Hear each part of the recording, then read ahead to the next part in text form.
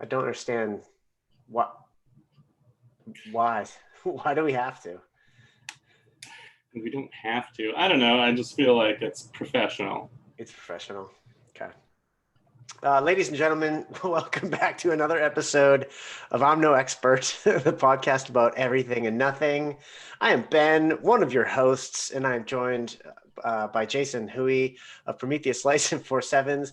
We're just going through this charade of the intro. Jason's making me do this now. I was going to say that was a very begrudging intro, and it turns out I was right.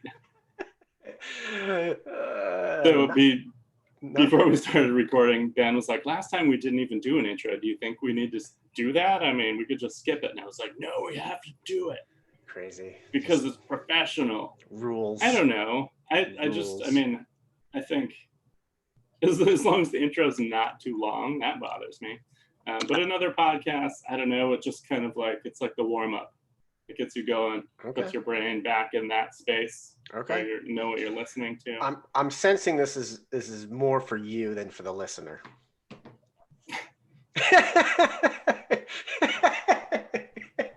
Yeah. Isn't all of it? Yeah.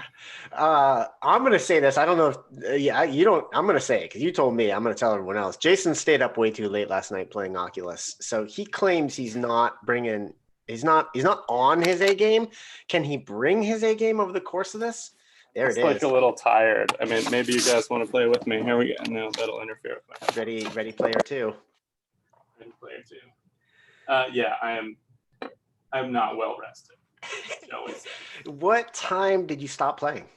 I think it was 2, or maybe last night was only 1, but I might have played till 2 other night. What game are you playing?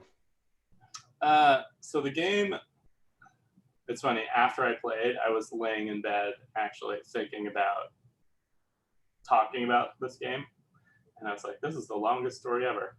It's a game called Boneworks. Okay. The first time I played it was last night. Do you want to hear the story? Listeners, for all of you, do you want to hear the story? I definitely want to hear it.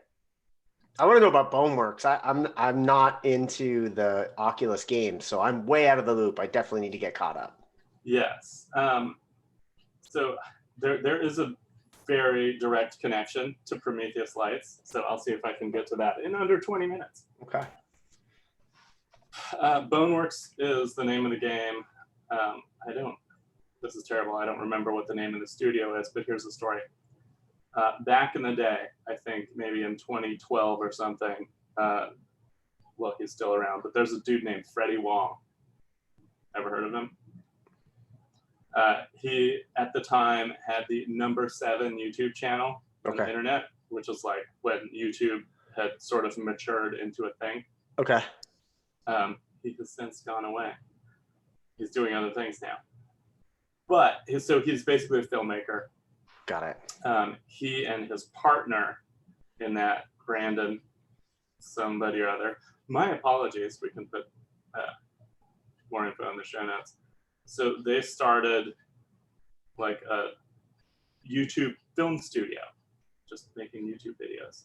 And in 2012, there was a Kickstarter project to make a a web series, I guess, called Video Game High School. Oh yeah. Okay, yeah. You've turned me on to these guys. Go on. Yeah. That's why his name sounded a little familiar. Go. I mean, it's like if you're into video games, it's like a fun thing to watch.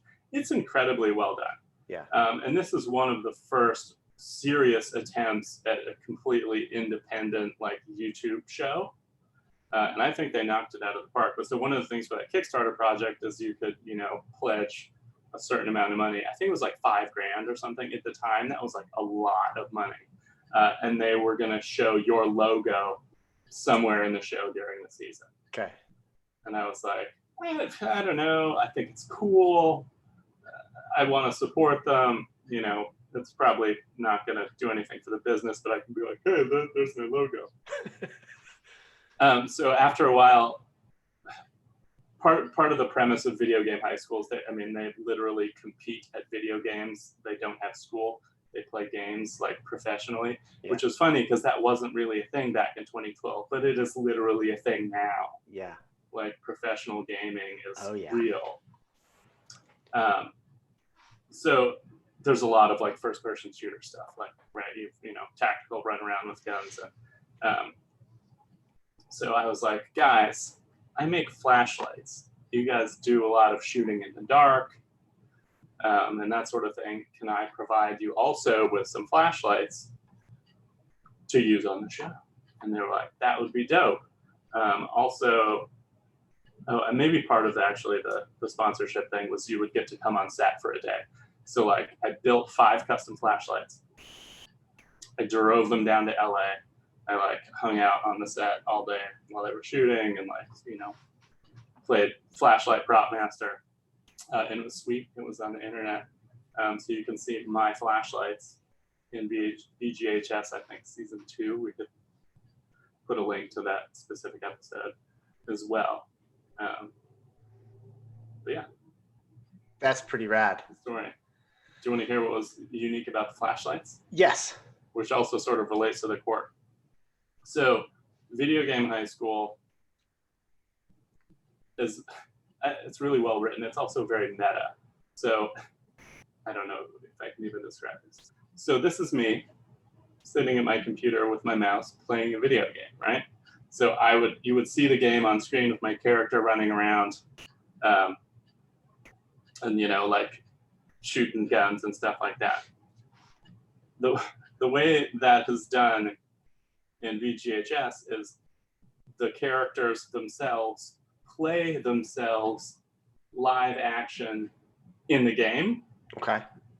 So it's like, I'm going to go play the game. Now we're going to go inside the game, and now it's like real live actors playing their characters. Is that hard to understand? No, I mean, it's a lot of layers. Yeah, that's of reality. But so it like basically when they're showing, come on, focus. When they're showing footage from the game, they don't use CG. They use actors. Got it. This webcam has terrible focus. I hope that was enjoyable for you. There you go. That was good. But so the flashlights I made are aspheric flashlights, which use a lens similar to what we use on the aspheric lens kit in the Quark. The Quark, yeah. So that's actually an evolution of this. Interesting. And it projects a square beam pattern. Yeah.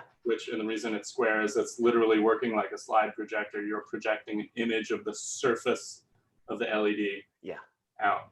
So it's literally a square image of the LED. But I also thought that was meta because they are in game when they're using the lights, which is made of pixels. And pixels are what shape? Yeah, they're circular. Yeah. So I was like, this is going to be my most amazing contribution to the art direction of VGHS. And they did use the lights, but there was like no shot where it was like, oh, that's a square flashlight beam. Got it. Yeah, opportunity missed. But Anyway, whatever. That's still pretty rad. Yeah. Okay, but tell me. But okay, so that's VGHS. But tell me about the game that I told you it was a long story. We're like not even to the meat of it yet. Oh, okay. We took a little drink break. You got your Yeti. See, I gotta take a break. Okay. Crack my knuckles. But now, so are we flash forwarding? Okay, so Freddy Wong and his partner Brandon. Boom. Yeah. So they created this whole thing. Super famous. Don't know totally what happened. Just things. They continued the YouTube channel for a while. Eventually decided to part ways. Okay. Maybe a couple of years ago. So Freddy Wong is doing whatever he's doing. Brandon started a video game studio. Okay. Like, can you do that? Right? Go from being like, I'm going to do YouTube videos to now I'm just going to actually design video games. I am not a big company. So maybe he should be our Maker Minute. Yeah. And I don't know the whole backstory. Literally, I discovered this when I typed in, what the heck happened to Freddy Wong? A couple of days ago. And I was like, oh, Brandon started this game studio. They produced a couple of smaller games.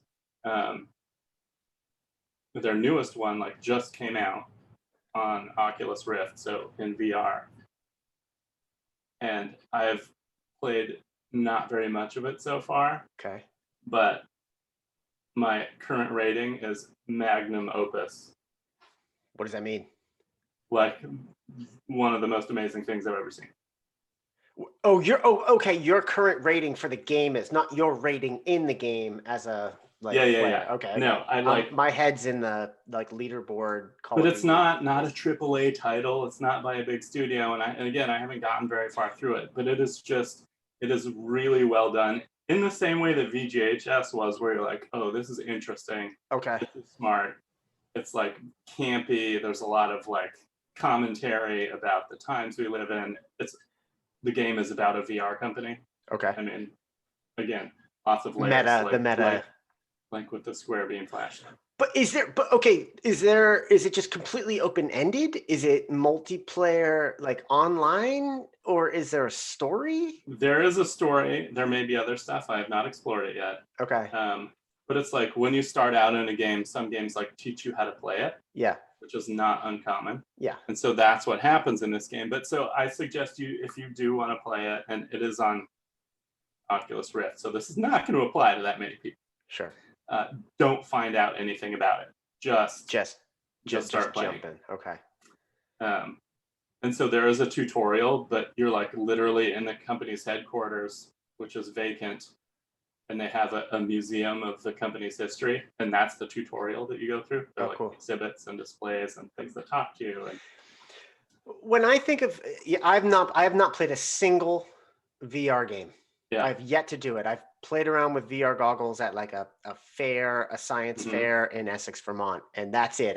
I've avoided it because I have an addictive personality when it comes to video games, and I am deathly afraid of what would happen if I got my hands on a pair and jumped into some like first person shooter games. I don't think I would ever come out. I think that I would perish for lack of hydration. I think that's what would happen to me. So I've avoided it. They'd be like, what happened? What happened? I'm just didn't come like out. On a couch, desiccated.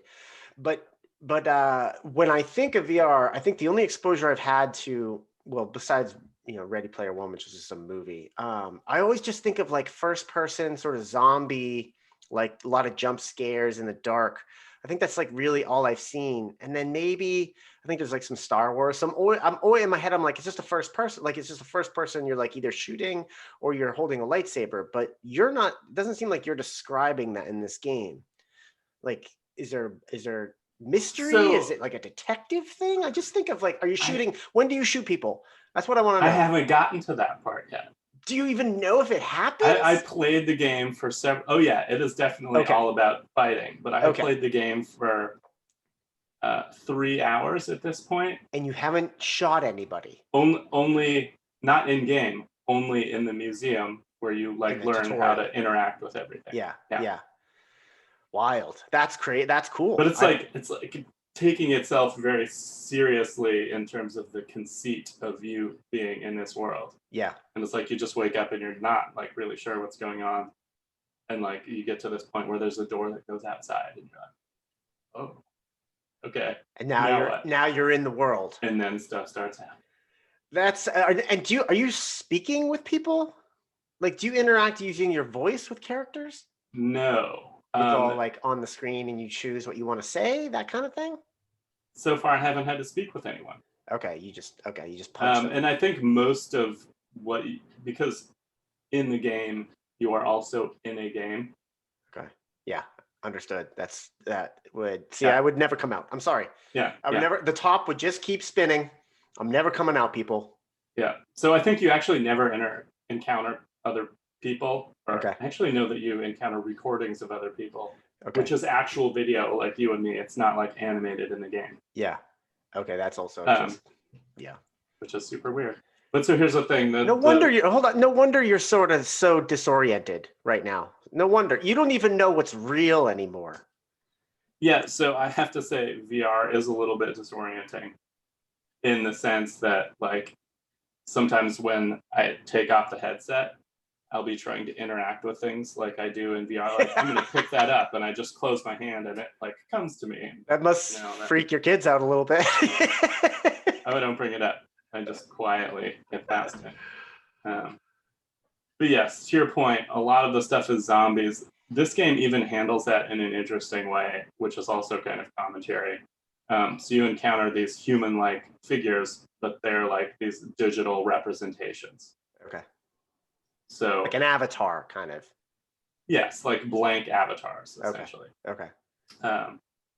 Which in like the way they handled that is also interesting, and I won't talk about it. But like I also downloaded like the Walking Dead VR game like a couple of weeks ago. Now you're talking. A little too much for me. Just too many like zombies. Well, and it's too. Yeah, I bet. It's too right in your face. How have we not heard about people having heart attacks playing Oculus, like playing VR games? There have to be some unhealthy people whose hearts have just like, I can't take this anymore because it's so real. Yeah. And I mean, particularly, it's funny. I like to guide people through their first VR experiences. That's amazing. It is very mind-bending, and I mean, I played enough at this point where I'm like, this is just a game. Yeah. But like, it takes your brain quite a while to decide that this is like not real. Yeah. Which seems like a weird thing to say, but my experience is that is definitely true, and that's why I think everybody should try it. Okay. It will completely change your perspective on reality. Okay. I mean, I'm sold. I will do it. I will. Oh, man. Well, so I was like, maybe I should send you my Oculus. You do need a pretty serious computer to run it. Yeah. So I partly have to figure out if my work computer, come on, focus. My work computer broke, so I had to send it back. So I pulled out my backup computer. So I'm sort of assessing whether that one will do the job or not. So now, I may have a computer that will run it also. So I can't use it on a Mac. Yeah. At least I don't think so. You don't think so? Yeah. Okay. I'll have to find that out. I have a fairly new iMac, so I would like to think. No, you need some like horsepower. I do. Okay. Like Alienware. Is that what it is? Is that the? That's what I have. But I mean, so at least I could even just send you my Alienware and you can try it. Dude, I will, I'll get this going. But you were going to send me the. Oh, because I bought a new Rift. Yeah, the Quest, right? Is that what it is? Yeah. Yeah. Okay. Yeah. So since this is a podcast about video games, yeah. Yeah. It's crazy. I mean, if like you, for the listeners, they're not cheap. They're a lot cheaper now than they used to be. Now there's like a whole range of VR products. We should do a review. I'm not sure I want to buy any more of them now. There's like entry level and high end, and it's just fascinating. I suggest you try it. I'm down. I mean, I'm in. I would love to try it. And I would go so far as to, well, I guess I would. I would forget it. I'll do what it takes. I want to experience it.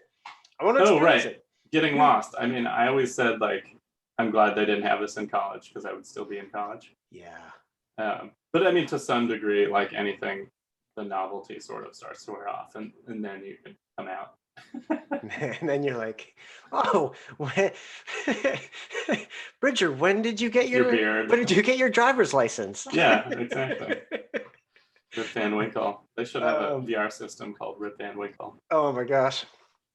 So that's what you've been up to is playing some VR games. Which is also funny because I haven't touched the Rift in like 2 or 3 years. Okay. And I just built my new computer when the pandemic started. Yeah. And it's got all the horsepowers. It's got all the horsepower. I want to try That's right. You posted that thing on Instagram. You posted the inside of it. And I think weren't you pleasantly surprised with how many people could figure out what it was? Because it was a little out of context. It's kind of a close up. Yeah, I with the like little Lego figures. Yeah, inside. Yeah. How long did that take you to build? It probably took way longer to select the components than to build, but it was like a couple days with life in between. Got it.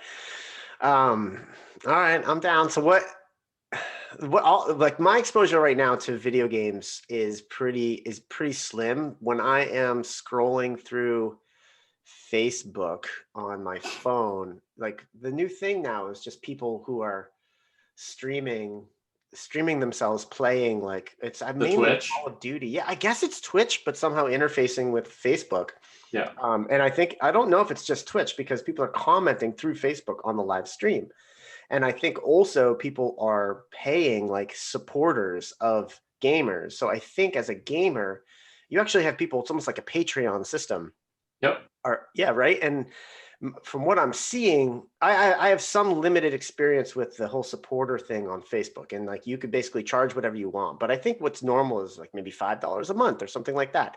And some of these gamers, like let's assume that they are charging $5 a month. Like some of them have like 10,000 supporters, which means that they don't need another job. Like they could just do this full time. They are now living that dream.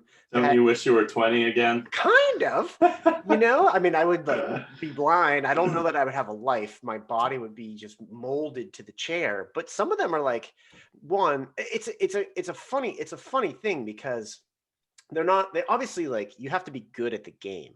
And the one that I get attracted to all the time is that new Call of Duty Warzone, which I think everyone is playing. And I'm just fascinated by it. Number one, these people have to get really good. Like that, I don't think you can get supporters unless you're good. Like people are watching you because they also play and they're like, I want to watch a really good player and their little squad. Yeah. Well, that's one. Two, Mm-hmm. you got to be entertaining. Like you have to have a personality. So not only are they absorbed with what's going on screen, they're communicating with their squad members in real time so that they're like teamwork.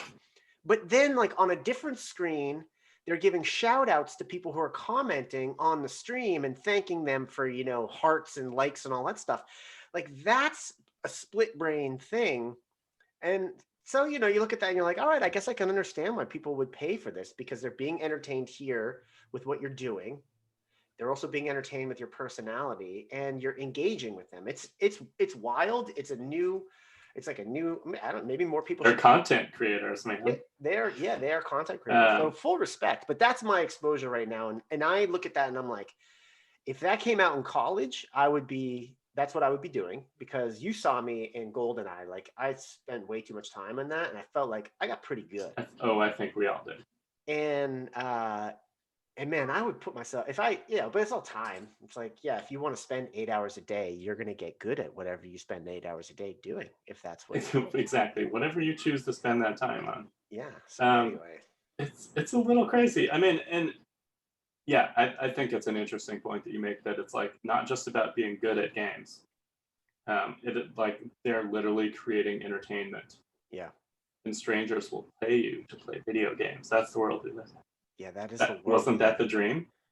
It was. Yeah, it really was. Back in the day. Like if I could just do this for money, man. It really was. And what's funny, so I actually ended up like liking a couple of them just so I could sort of stay up on what they're doing. And one of them, like, I don't know, Stone Mountain 64 is his name. Like he's funny, he's accessible, he's got a huge red beard, but he won't just play that one game. Like he'll at times stream these other like games that are, just are contemporary, and he's awesome at those too.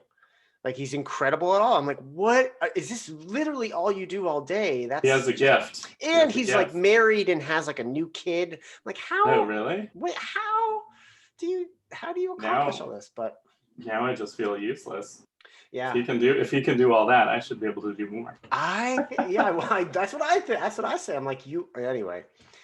So it's funny but that's the limit of my kind of exposure right now. I mean, I downloaded Minecraft on my computer because I want to be able to play with my nephew, who is. Oh, you can play with my son as well. Oh, there we go. Who's out on the West Coast. I don't get to like see him. He's in San Diego, and I don't get to see him much. So this is what he does a lot of.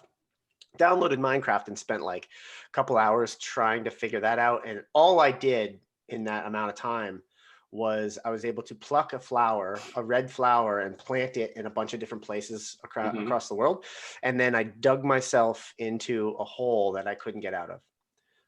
Really, it took a long time for me to get out of it. And that was it. That's the extent of my, and that's it. I'm not there yet with Minecraft, but that'll be the game that I sort of hop into from time to time. That'd be awesome to play. Maybe Bridger can teach me a thing or two, but I'm excited to get into Oculus. I think I am. I don't know. I also like sleeping, so it'll be interesting to see what happens when I'm short on sleep. Yeah, I mean, I'll feel bad if you never come out. I'll be like, Ben, be like banging on your virtual door. You know what? It might. Who knows? Maybe it's better in there. There's probably no COVID. There's probably no COVID yet in the VR world. Oh, it might be. It might be. Yeah, I mean that's the whole point. We live in a simulation anyway. That's the whole point of Ready Player One, wasn't it? Yeah. Like that was the preferable, and compared to what we saw of their life, it was preferable. My product name is Rip Van Winkle, and my tagline is "It's better in there." It's better in there. I think we're I think we're going down this avenue here for with VR, and I mean, what's next? Like, what other games do you have your eye on? And do you do any? So the Walking Dead that's a first person shooter, right? You like see your hands and you're doing stuff. Yes. Yeah. Right. So I mean, a lot of games are like this. I mean, they're all mostly first person because that's kind of the configuration. But there's also a game called I Expect You to Die, which is now an old game, but it's a seated game, so you don't have to stand up. And it's also actually a pretty good workout playing games when you're standing because you're like crouching, ducking and stuff. Yeah. Like you'll get tired and sweaty. But so this game, you're seated and it's like you're placed in these different James Bond scenarios that you have to get out of. Like the first one is you're sitting inside a car. Tied to and the lasers coming. That's all. Yeah, exactly. So you're in a car in the belly of an airplane, and the atmosphere outside the car and inside the airplane is filled with poison gas, and you have to get the car out of the airplane. And the airplane obviously is flying. Is flying, yes, in the air. So you have to dig around and see what's around you and in the glove box, and buttons and switches, and there's a screwdriver outside the car. And but the poison gas is poison gas. But there's poison gas in between. Okay. So what are you going to do about that? That's really interesting. And you got a time limit, obviously. Must be some clock factor. Don't think too hard. I think on some. Give me 20 minutes to think. In some situations, there's a time factor, but usually the factor is you doing something wrong that leads to your death. To your death. What is it? I expect you to die? You expect to die? I expect you to die. Yeah, that one. I don't know. I don't know what is new. I mean, Walking Dead is one of the actually both of these Boneworks and Walking Dead are two very new titles. Boneworks.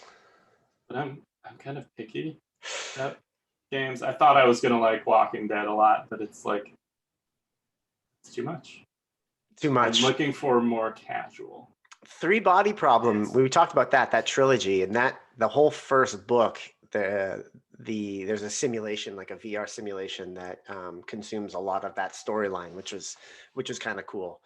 And it's basically anyway, there's like a bunch of people from all over the planet who keep logging into this three body problem. And it's like a three body problem. You're on this alien world that goes through two different periods, one of a stable era, and then a chaotic era where you've got these three suns that come by orbiting each other. Yeah, and you're trying to figure out predict when the stable eras are going to happen, and it was fascinating. And I thought that actually I was misled by the author into thinking that simulation was going to be something about that simulation was going to be the thread that carries through the trilogy, and it's not. But it's just an awesome, it's just an awesome aspect of that trilogy.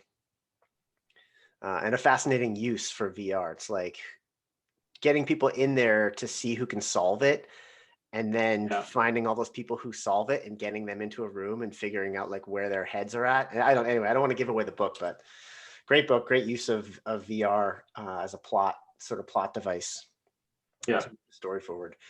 It's like that secret key thing where you solve. Oh, what was the movie? 80s movie. I don't know. Goonies. The kid plays a video game, wins the video game, gets contacted by aliens. Oh, yeah. Yes, yeah, I can't remember that either. Damn, what was that? It might come to me. Yeah. But I mean, that was Starfighter? Starfighter? The Last the Starfighter? last Starfighter. Yeah, when he spins around at the very end, like the thing spins around and just shoots Yeah. lasers everywhere. Yeah. Yeah. Yeah. But so I mean, that's that same kind of thing where you like accomplish something, and then that means that you get selected into the small group, Yeah. which is funny because I don't know if they still have it anymore. But Google used to have this thing out there on the internet where if you found it and figured it out and then followed through, you'd like get an interview basically. Ooh, they don't do that anymore? I have no idea. Huh. I mean, it's one of those things that like it could have been a myth, but I think it was actually a real thing where, I mean, it's basically an Easter egg where if you were good enough to find it, that like got you in the front door. Very cool. Yeah, there should be more of that. There should be more of that. There should be more of that in using VR. And if you ask me, like make it a little more interesting, raise the stakes a little bit somehow. Yeah. You know, like I want knocks on doors is what I want. I want people to figure it out and report like, and 5 minutes later there was a knock at my door. You know what I mean? And then like a man with a fax suitcase machine fires up. Yeah, like that. I want that. That's what I want. Marry VR to real life in a more interesting way. I was following I follow this account on Instagram called Best Forces. So it's a lot of like GoPro type footage of actual skirmishes, military skirmishes, some like American forces, some like ISIS, you know, just wherever they could grab it. And there was a first person, it was almost like GoPro on a chest and some dude about to blast Horizon with his M60, and I was like, this just feels a lot like Call of Duty. It just feels a lot like video games. Like that line is starting to blur, and I think about how many kids are exposed to these first-person shooters at younger and younger ages, are spending a lot of time on them, and just wondering like how many kids go into armed forces having spent a lot of their formative years playing game. Like this is maybe one of the things that gets them in. Like, yeah, it's I want today's Top Gun. Yeah, exactly. It's just today's Top Gun. Like it's a recruiting tool. There's got to be research and articles out there about it. But I think if I were coming up again, like if I were coming up as a kid and I had access to some of these first person shooters, like would I be more inclined to enlist because I knew I'd like get the real thing? Oh, heck yeah. I think so. I mean, statistically, I'm sure. Yeah. It's a great question. I mean, I powerful. I think it is in some ways the same thing as movies, right? Because there's, I mean, I used to, I don't know, in 5th or 6th grade or something, I'd go to my buddy's house every day after school. And literally for a year, we watched Top Gun every day. Every day. School. I mean, that's what it felt like. It was definitely once a week. That's awesome. But it was like a lot. And he went into the Air Force. Amazing. Did he fly? Did he fly for the Air Force? Did he fly? End up flying? Yeah. Crazy. That's so cool. But I mean, I'm sure there are lots of stories like that. But I mean, I've sort of always felt like video games are sort of a recruiting and training tool. Yeah. Not maybe intentionally, but that's just the inevitable outcome. Yeah. Because it's like, you know, you look in one of those drone pilot containers and like, it's a video game. It's a video Except it's game. Got real cameras and real missiles. Yeah. So like, it's a video game. And real people dying on the other end. Yes. And even when I actually think I've told this story on the podcast before, so I'll make it quick. When I was a kid, at the mall, the main mall in Bozeman, Montana, every year the National Guard would set up like a recruiting table, and they had this M1 Abrams tank simulator. So it's basically like a control panel with like all the switches and stuff and the control input. And you could like look through this, the gunner's scope and stuff like this. And so it was a video game. And so instead of going to pay money down at the arcade, I would just go and camp out at the National Guard simulator, and I would just play this thing when nobody else was around. And those guys were like happy to like just have people around. And like I'd be sitting there, so other people would come over, and finally the National Guard guys were like, can you just help them like run the machine?" And I was like, "Yeah, no problem." I was How old like were a you? little kid. I don't know, not very old. Like 10, 11? Maybe, I think maybe 10 or 12, because I remember one of the guys there was like, "Son, how old are you?" And I told him, and he's like, Son. in 8 years or 6 years or whatever, when I retire, I'm not going to do it until I see you I in tank love school. And I mean, I was like super good at it, but it was a video game, right? But it's also what the real thing is. Yeah. The cost is higher, but the mechanics, it's a video game. Do you feel like you missed your calling? Oh, I would have been a good tank gunner, I'll tell you that. But not by today's standard. Like any sport is much, much higher. Yeah, but you would have kept up. You would have kept up. I could hold my own. Yeah. I'd be the old crusty guy now. You'd be the old crusty guy. I think, like, correct me if I'm wrong, but the engagements that we're in from a military standpoint, I don't know that there's much competition. Like, I think if you are in a tank, I don't know if there's a ton of threats, right? I mean, in Iraq and Afghanistan, there wasn't a lot of we had air superiority, so you weren't really concerned there. It seems relatively safe. I guess as IEDs, someone who's completely ignorant, right? Maybe IEDs would be the biggest threat. Again, yeah, you're right. I don't know. I'm ignorant, but what I'm saying is, it would have been pretty. You just clean up. Just knock that building down. That one, then that one. Which is also kind of like a video game where you're just like overpowered and everyone else is like throwing rocks at you. Ding, ding, ding. Yeah. It's not fair. It's just not fair. Like in World War II, would not have wanted to be on a tank crew. Did you see that like Brad Pitt movie? Yes. About the tank crew? Yes. That was pretty intense. That's pretty intense. Based on true events. Yeah. The movie, but yeah. That's just one of those that makes me be like, man, I'm glad I don't have to do that. I know, man. Like we definitely dodged the bullet being born when we were born. So far, anyway. I don't know. I mean, present day current events. Who knows what's gonna happen? Yeah. All right. So 2 things for present day current events. Yes. Currently, we're rambling. Maybe we'll talk about new things or not. Shannon and I were just talking about with somebody like the 80s were peaceful. Yeah. Despite the Cold War, which was just a lot of bluster, like the 80s, when we grew up, it seemed pretty chill. And I feel like, is that one of those things that every generation says? Which is a little scary that if right now is chill compared to what comes later, it's hard to imagine. Good question. And I don't remember what my second point was. Maybe something about current events. Oh, current events. Yeah. So I think it was on Twitter, a picture of the Viking guy in the Senate behind the big desk. Yep.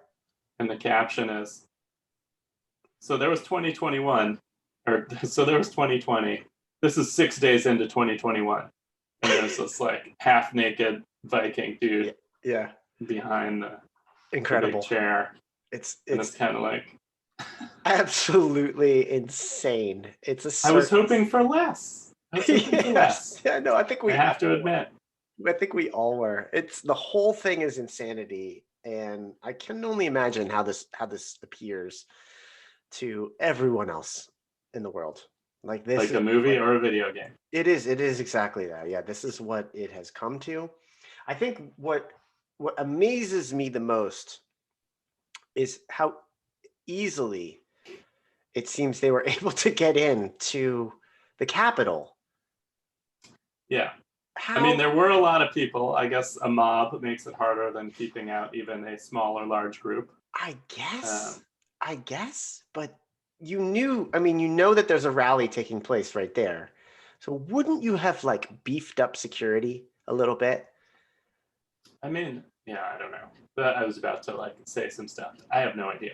I think I would have, maybe, if I were. I mean, maybe they did. Sort of running the show. I don't know. Who's in charge of security of the Capitol? I mean, I saw a Capitol photo. Police. I don't know. I guess I saw a still of like a 70-year-old woman holding a flag, like walking through the Capitol, like one of the protesters. Just that she's just.